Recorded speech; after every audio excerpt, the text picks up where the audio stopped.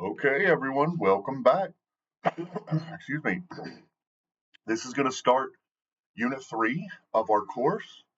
And this next four chapters, 17 through 20, are going to be from Part 5 of the book, Understanding the Formulation Process. So we're talking about how do we formulate policy.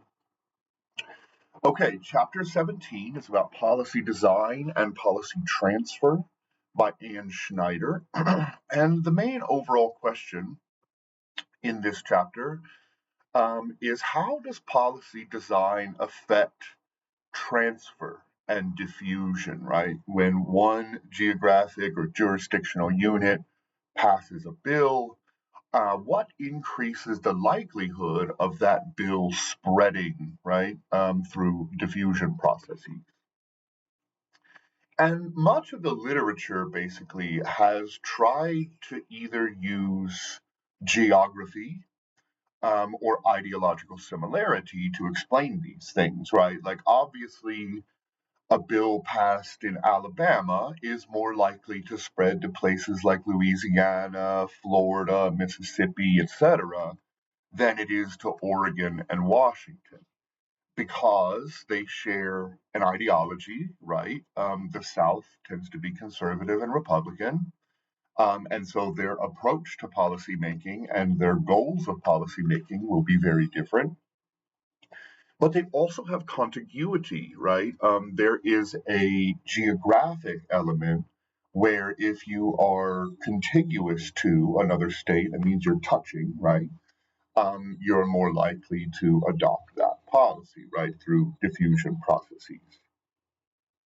But they want to bring in a whole new approach, which we'll talk about in a second. Okay, so the two main approaches are the rationalist approach that we've been hammering on this entire course, right? Econometrics, use data analysis to try to predict outcomes, all of these sorts of things, right? But they're saying we should look to the content of the policy, which we haven't done much before, right? And they say that this refers to the content or substance of public policy, the blueprints, the architecture, the discourses around it, and the aesthetics of policy in both its instrumental and symbolic form. So remember, policy doesn't necessarily have to have a goal sometimes, right? And so sometimes we have an instrumental goal where we are trying to accomplish something through policy. But sometimes we are trying to just send an ideological or symbolic signal, right? Think like Ten Commandments in classroom or something like that. Like, I don't know that you can necessarily measure an outcome, nor do I necessarily believe that there was a like quantifiable goal involved in writing this policy, right? And so some policy is highly symbolic. Okay. Um, we'll focus on the definition here. They're saying we need to understand what policy design is, right? And they say that policy design is the process through which policy content is produced and not just the systematic and rational in terms of clearly stated public goals, but also the cognitive biases embedded in policy, right? As well as the attributes damaging to the linkage between policy and democratic principles, like manipulation, deception, illogical policy, mean spirited policy, right? If we think about some of our like punitive imprisonment policy, some of it is at least relative to much of the rest of the world and especially the developed world, it's pretty harsh, right? This is why we have such enormous prison populations and enormous head counts per 100,000 relative to all of the rest of the developed world, right? And then often unscientific factors that influence the choice of the design of the policy, right? So it's a lot more, they're saying, than just like, okay, here's a goal we want to achieve, and here's the best way we can do it. They're saying there's so much more involved, right? Yeah, manipulation, deception, symbolic signaling, all of these sorts of things. Okay, there are two there are three main theses from this chapter, right? The first is that policy diffusion is not just about sort of early adoption and ideological similarity and contiguity, right? They're arguing that the characteristics of the bills themselves are also important, right? What kind of signal are they sending, right? How did this boost you know, voter choice for your particular party or whatever it might be? All right. The second is that we need to understand better what are called decision heuristics, right? And these are deviations from rational decision, and they can help us understand deviations from quote unquote rational decision making to introduce bias into policy, right? And also sort of knowledge about how voters and people in generally think and make decisions and reason has become sort of a deep fundamental tool of political leaders who manipulate the media, can manipulate citizens by using sort of, I don't know, I don't want to say propagandized, but targeted arguments and policy designs to gain public support that may not even sort of give us the advantages that they're telling us they will, right? Often they're counterintuitive or illogical, right? So if you think about the right, who is always sort of supporting tax cuts for corporations and things like this, and pushing sort of low taxes and demonization of unions and things like this, well, that tends to have a consequence on the middle class and the lower class, right? And so, if you're in the middle or lower class, sometimes it doesn't make sense to vote for the Conservative Party um, because they're supporting big business, right? And on the left, things like housing policy, right? Again, it hurts sort of the middle and lower classes. When you put up all these enormous barriers to housing, you have high property taxes, you got to have labor unions involved in constructing it. You have extremely high sort of standards for construction. You have to use particular construction materials. You got to set aside 15% of your housing stock for sort of lower and middle class families. And like all of this stuff can add up and actually make the housing market far tighter because you have too many barriers involved, right? And so, from sort of I want to point out both sides and how the politicians play these word games that can actually harm their target voter, right? Okay. The third big thesis from this chapter is from sort of Schneider and Ingram's theory of degenerative policy design, which we'll get into. All right. Section 17.3, policy design as verb, cognitive biases and decision heuristics. And remember, a heuristic is just a shortcut, right? It is generally what we were talking about earlier in the book is that you have this sort of decision making architecture built into your brain. When you have to make a decision, you generally just fall back on some quote unquote decision heuristic, right? Instead of thinking through deeply every single decision in your life, you just fall back on this architecture. All right. And so, what are some of these sort of these cognitive biases and these decision heuristics, and how do they affect policy and spread of policy, etc.?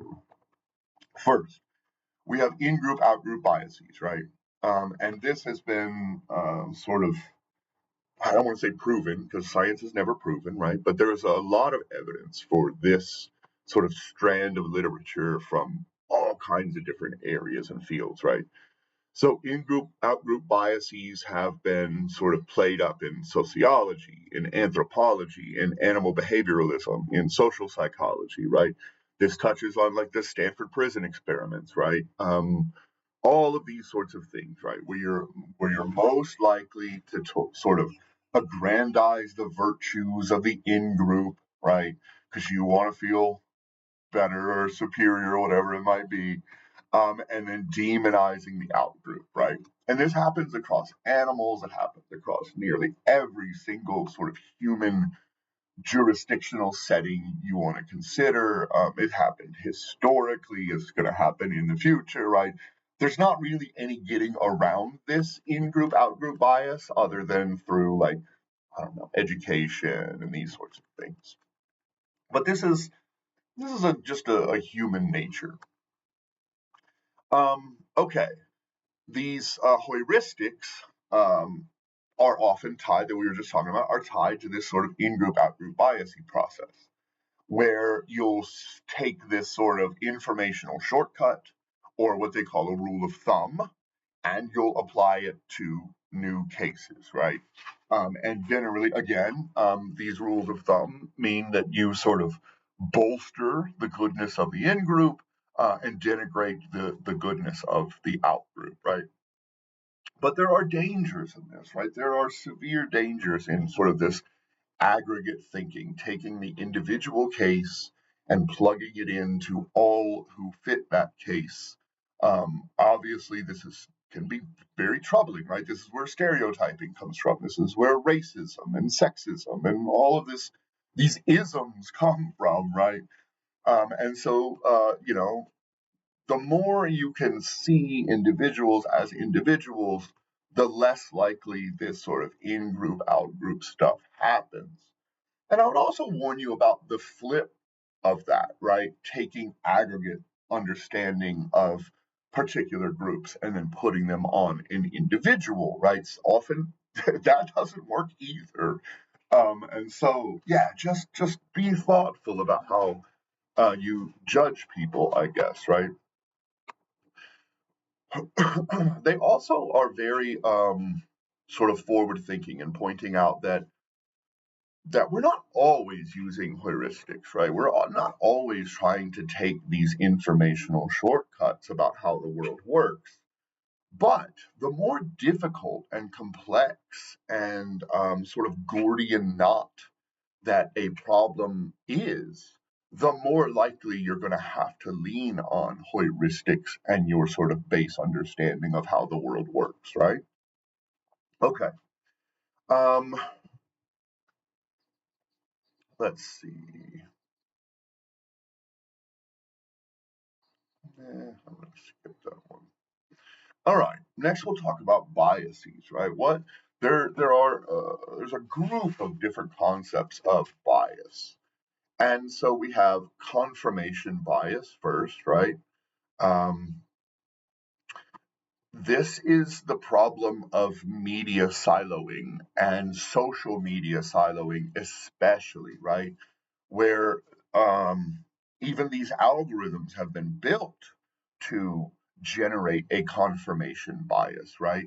Um, this is the way that I think, and therefore I'm only going to accept information that builds that thought and reject information that might bring that thought into question, right? This is the confirmation bias.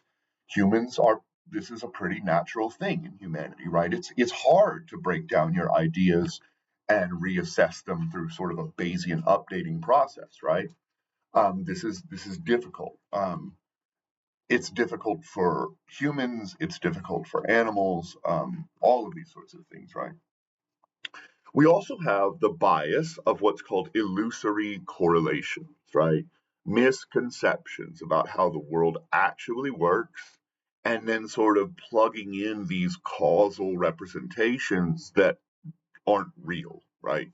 And so we talked, in a sense, a little bit about this with ice cream and heat and violent crime, right? Yes, as ice cream sales increase, so does violent crime. But both are being affected by the external temperature in your city, right? It's not it's not a direct connection between ice cream and violent crime, right? Um, and so this is that sort of illusory correlation problem. Okay. The third is called anchoring, right?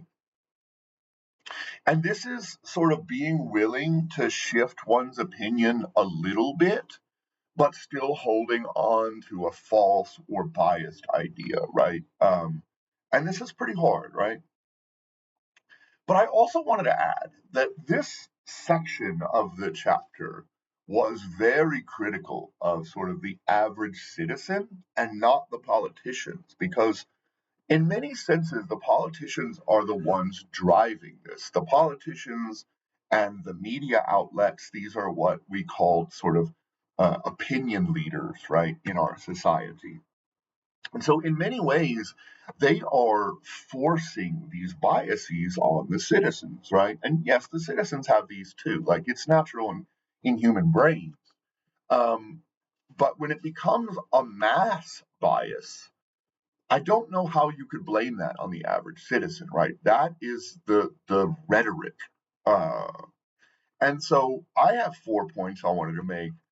Politicians are the ones who have the complete information and potentially the nuance and the context to truly understand how these things work. And yet, nuance is boring, right? And most citizens don't either care or have the time for it or have the educational capacity to understand the nuance.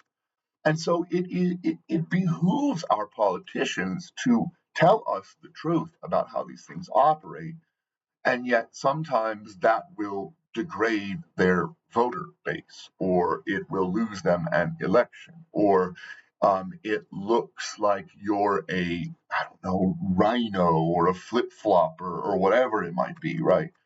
Um, and so you will intentionally, as a politician or a journalist or a media outlet, uh, bias the information that is coming out, despite the fact that you know it's bullshit, right?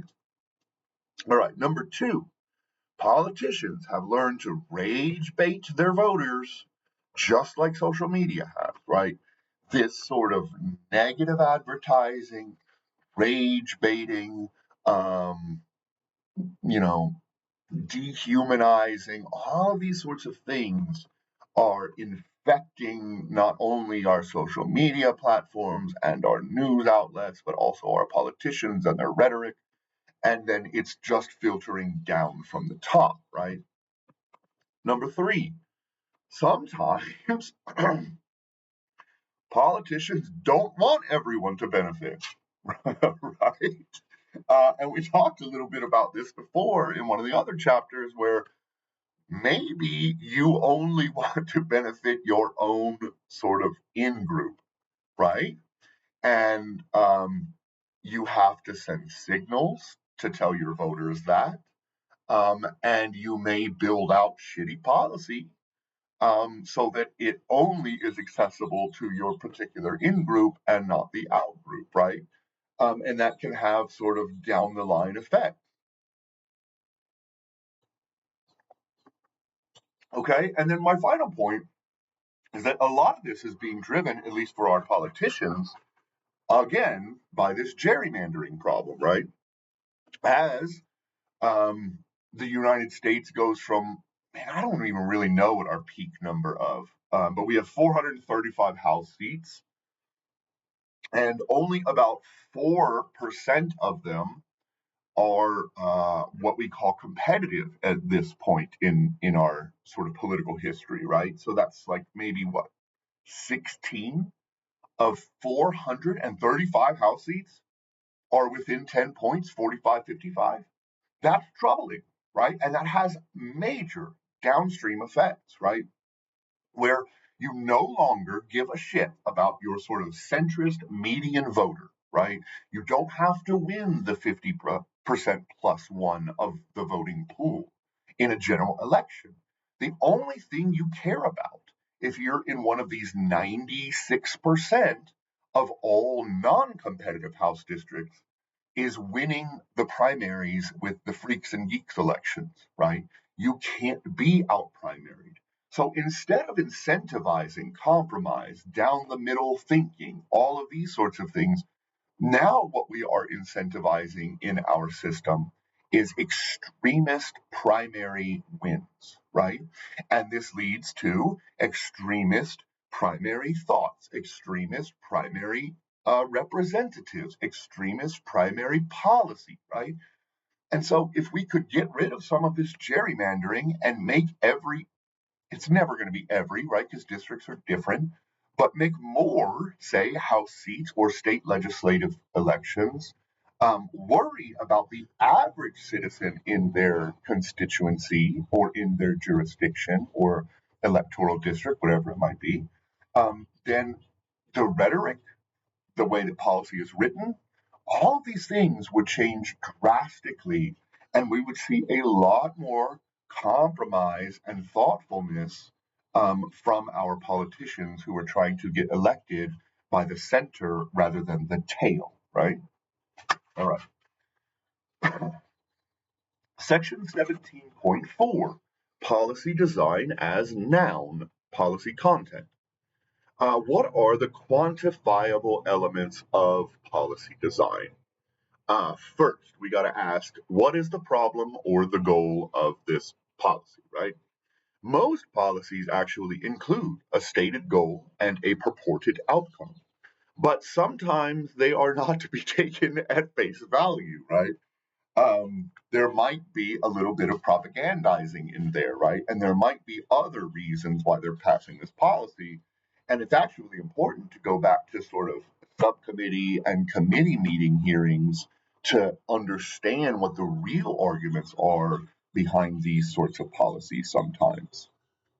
Number two, who is the target population, right? So we broke down one of the former chapters about wait, actually, that might be coming a little bit later in this unit. Anyway, who are we targeting, right? Are we targeting the in group? Are we targeting the out group? Are we targeting the poor? Are we targeting the rich or corporations or um, school children? Like, what is the target population?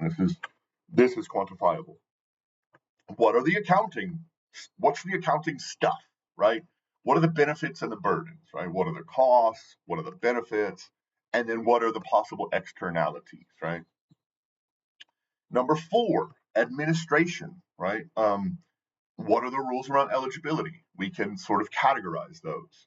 What are the tools being used to sort of change the behavior of target population, right? Because this is the entire point of policy, to change behavior, right?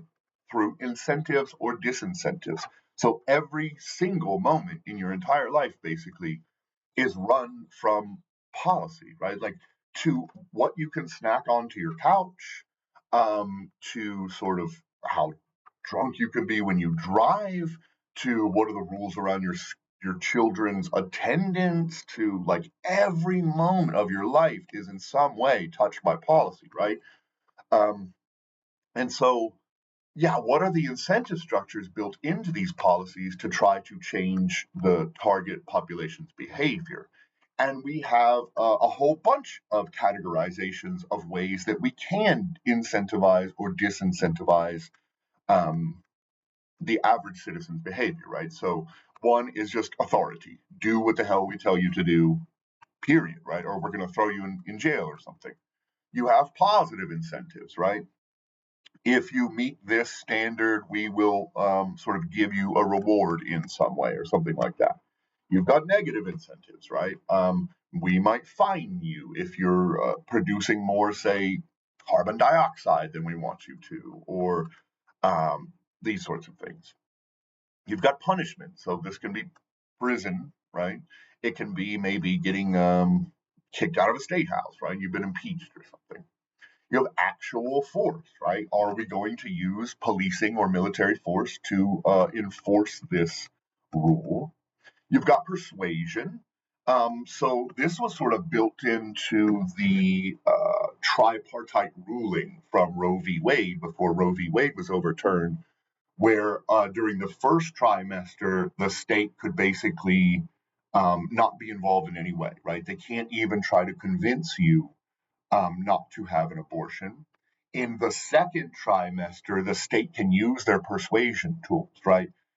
They can try to convince you. They can try to put out public information campaigns. They can maybe make you go see a doctor and talk about what an abortion means and all of these sorts of things. And then in the third trimester, the state can get involved and they can say no abortion, or here are the cases under which you may, blah, blah, blah, right? But this persuasion piece was only acceptable in the second and third trimester, not the first, right? And so it's a good example of how this is sort of used. Um, Finally, not finally, but the penultimate, learning tools, right? Do we have an informational campaign out there? Are we putting it into our sort of K through 12 education program? Maybe we're providing like trade schools and that sort of thing. Okay, enough on that. Let's see, what else can we quantify, right? What is the rationale behind a particular policy? And usually, what this involves is what's called content analysis. So, we'll run maybe the policies themselves or those documents I was talking about from committees and subcommittee meetings, right? And then we'll use what's called cluster modeling, which basically sees how each sort of approach can be clustered in different ways, right? And there's crossover, but they try to build these clustered categories through the data. And so then we can sort of test these cluster models, right? And it's a way that we can operationalize what is actually in a policy, right? I would say I don't really know the nitty gritty of how all this works. There are some major critiques out there on this sort of data analysis approach, but it is some way that we can try to operationalize the actual, I don't know, the actual verbiage of a policy. Okay, what are the underlying assumptions, right? And this can have an effect on how policies diffuse. So we have three major categories. Is it technical, right?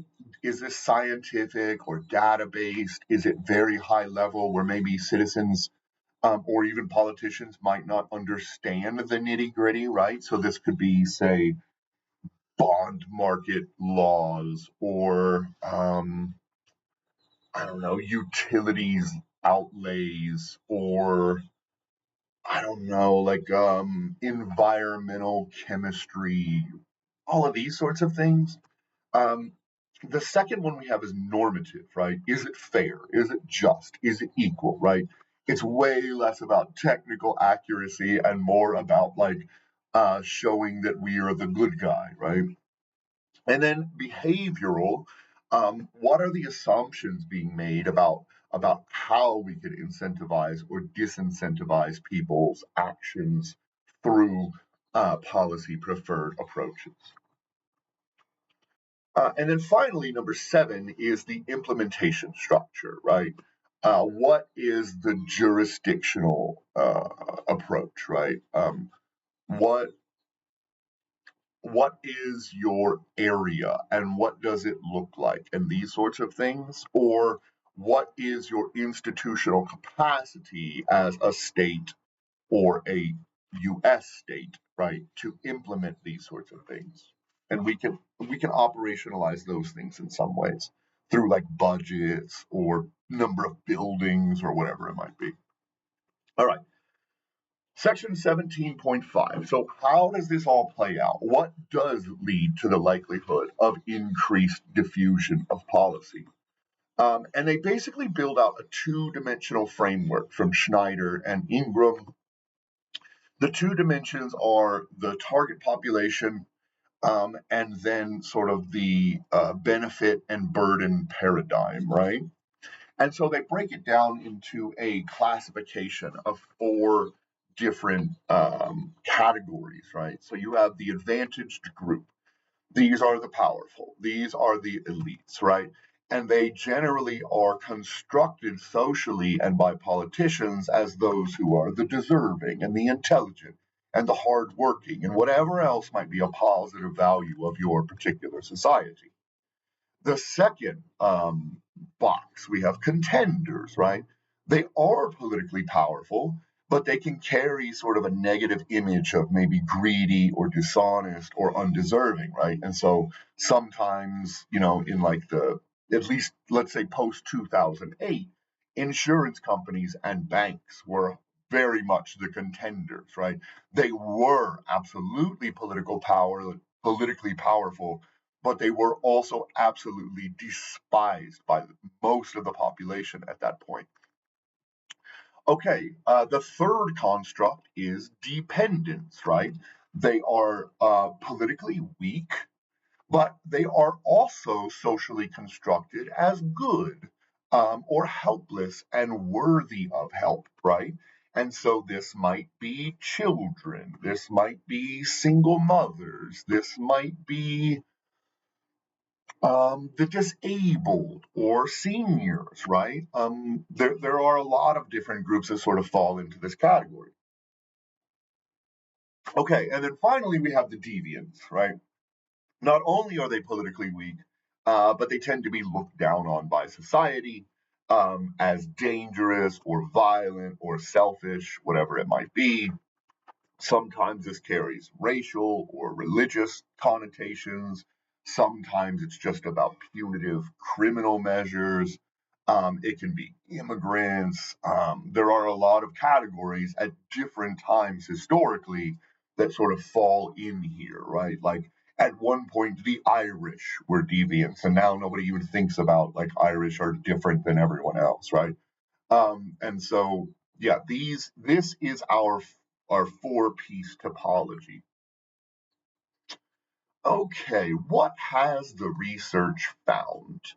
Basically, what we find is first, excuse me, the policies that easily spread, right? The first is punishment against deviance, right? Like that's the easiest to get to spread around. Um, Everybody loves to punish a deviant, right? And so it's popular, it's easy to propagandize, it's easy to drum up votes, right? Because of this sort of negative approach of the in-group, out-group stuff. Okay. The second one that we tend to see spread very quickly or efficaciously are the policies that provide benefits to the advantaged group, right? The powerful and the wealthy, the elites of our society, right?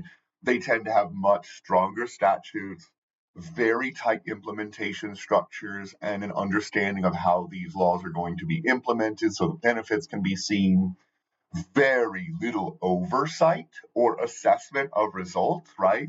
Nobody wants to talk about whether fraud is happening because it's our group, right? And that can be very troubling, right? Whereas if it's say the dependents, we're giving benefits to the dependent group, like the weak, but those who deserve help. There are very tight eligibility rules. There's huge levels of monitoring. They're calling out fraud all the time, even though, from what we know, say like Medicare or Medicaid fraud, it's generally not the citizen, it's the provider, it's the doctors, it's the doctors' offices, it's the hospitals. They're the ones who get caught up in these massive fraud scams, right? Not the average citizen. It is so hard to sort of get um, some of these benefits that you don't deserve, right? And we have seen instances, right? Like we're seeing Minnesota right now, the child care fraud, all of that stuff. But a lot of times it's pretty disingenuous the way that they play this out because it is the medical provider doing the fraud and putting in fake bills and doing a whole bunch of tests that nobody needed, right? These sorts of things. Okay, what else do we find in the sort of benefit, the policies which advantage the policies which provide benefits toward the advantage group, right? um, the rationales used to sort of push them and promote them even after they've been passed tend to be very much rooted in the prevailing culture, right? I mean that makes sense. There are again high levels of capacity building. We tend to get high levels of like informational campaigns to ensure that everybody knows they can access it. These also tend to have really high levels of eligibility and very few sort of hurdles you have to jump over. And basically, the only way they say that these sort of policies can be pushed back against is through scientific or data means, right? But they also go on to say that you know, I guess I should say the only reason you can sort of push back against these policies is through data and science, because right the rhetoric is strong with this one, right? And voters want to hear those rhetorical arguments. They are the in group, right? And generally, they are the group in power, and so they don't necessarily want to hear criticisms. Okay, the third that we do see tend to spread is services to dependents, right? This is, again, mothers, disabled, children. I actually think children are the least powerful group in our entire society, and they need a lot more protection and thought. Um, because seniors, while yes, they are also dependent, like just like children and the disabled, whatever, but they also have the sort of resources, the wherewithal, the education, all of these tools to stand up for themselves, whereas children don't, right? Okay. Um, like I was saying earlier, these tend to have very tight eligibility rules, huge levels of sort of monitoring and assessment, and a very high level of calling out of fraud, right? And there's also tends to be very little informational campaigning or training for these things. It's sort of like you better figure it out for yourself, right? Like we want to look good for helping the dependent group, right? But we don't want to make it too easy for you, right? So yeah, interesting stuff. Okay, that's the end of this chapter. Thank you so much for being here. This section is pretty huge, so we'll just keep diving in. Have a great day.